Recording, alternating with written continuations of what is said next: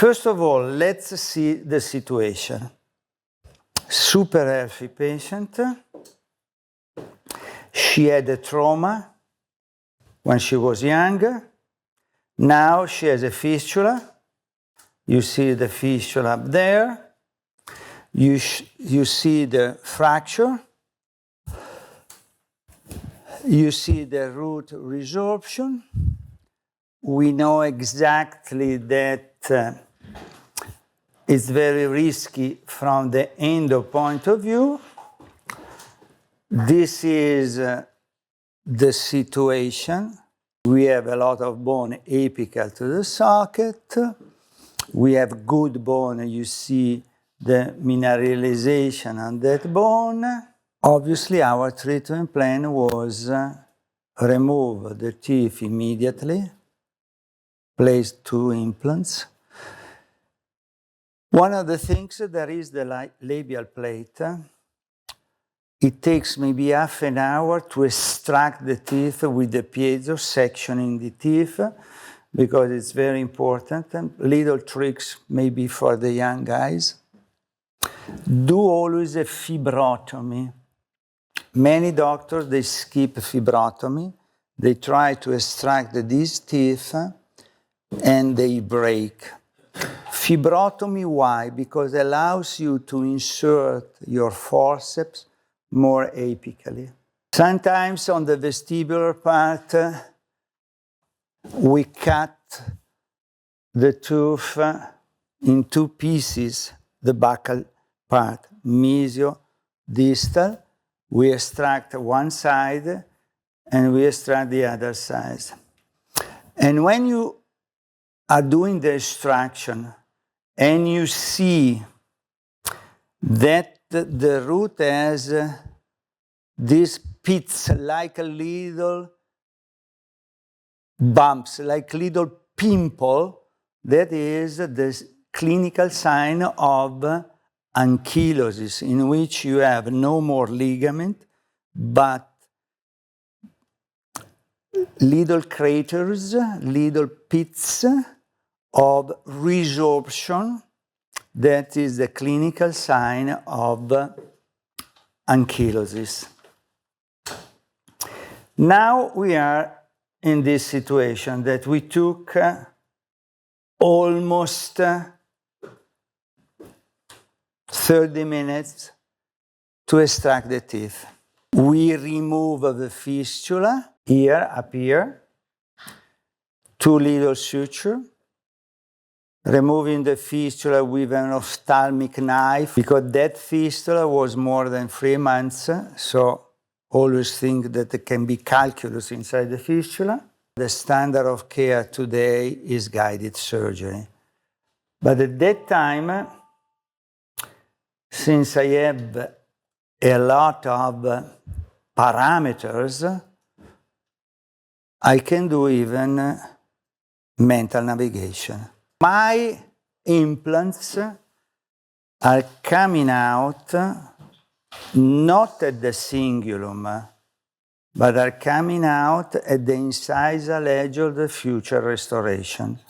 Obviously, you should leave a gap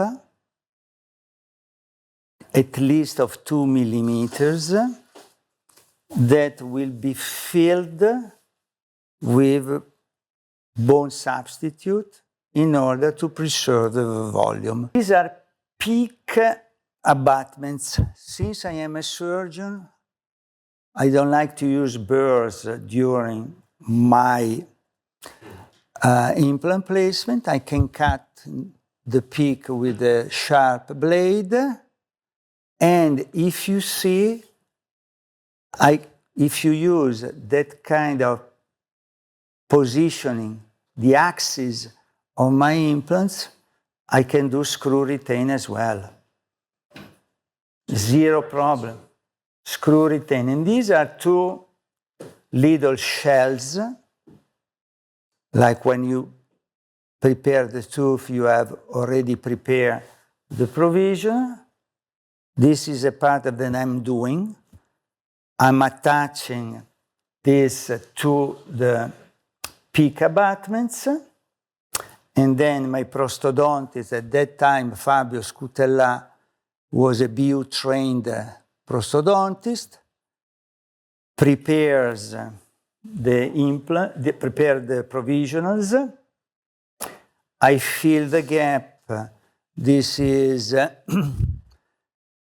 slow resorbing biomaterials, and if I use a fully resorbable, I use the cortical, not a mixture of medullary and cortical, all cortical. Why? Because stays longer. By staying longer, it preserves more the volume. Collagen sponge, healing abutment not fully tight, only finger tight, 10 Newton. Fabio Scutella prepares the crowns, the provisional crowns.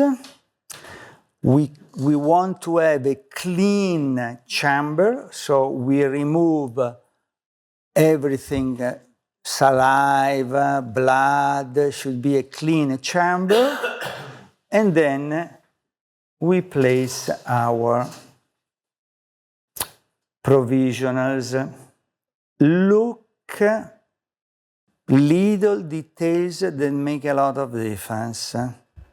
The provisional are slimmer from the buccal over to the palatal side compared to the natural teeth. Why?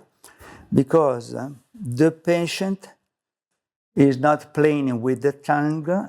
If you do a bulky restoration, the tongue is a powerful muscle, and you can have some kind of problems related to osseointegration because the patient is always pushing the teeth towards the buccal. So, look at the pre-op pictures. The provisional are slimmer than the natural teeth. Look at this. We want to add this situation in which the posts are straight and allows the tissue to grow in. That's why we are not doing on a regular basis soft tissue augmentation with connective tissue. We invented with Giulio Rasperini, I must do a disclosure. It's called color view from Friedrich, in which you can differentiate different levels of thickness of periodontium. If it's a thick periodontium, we are not going to use any kind of soft tissue augmentation. Why? It's thick. On top of that, around the implants, we use straight abutment. That space will be filled by soft tissue. Why do we need to do an adjunctive procedure? We are not doing that.